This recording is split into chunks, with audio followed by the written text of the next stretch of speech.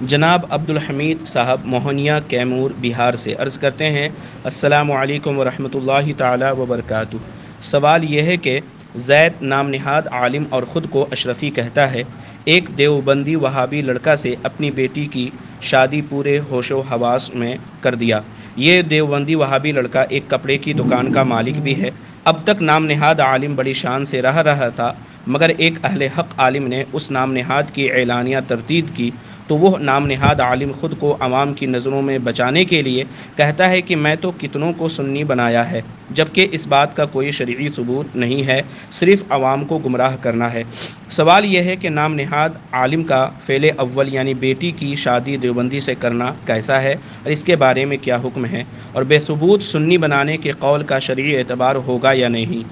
نیز یہ بھی رہنمائی فرما دیں کہ اگر بفرض محال دیوبندی وہابی لڑکا سنی ہو جائے تو اس کی شادی کا کیا حکم ہوگا؟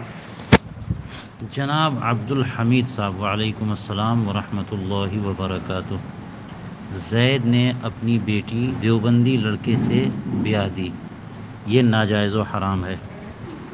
اگر اس دیوبندی کو، جو کہ دیوبندی ہے، مسلمان سمجھ کے اپنی بیٹی اس کے نکاح میں دیا تو یہ خود کفر ہو گیا، اور اگر ایسی بات نہیں ہے تو زید دیوس ہے کہ دیوبندی لڑکے سے کبھی بھی نکاح درست نہیں ہو سکتا،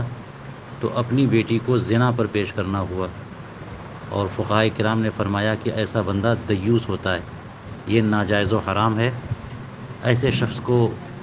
تنبیہ کی جائے اور پھر بھی اپنی بیٹی واپس نہ لے تو اس کو بائیکاٹ کیا جائے۔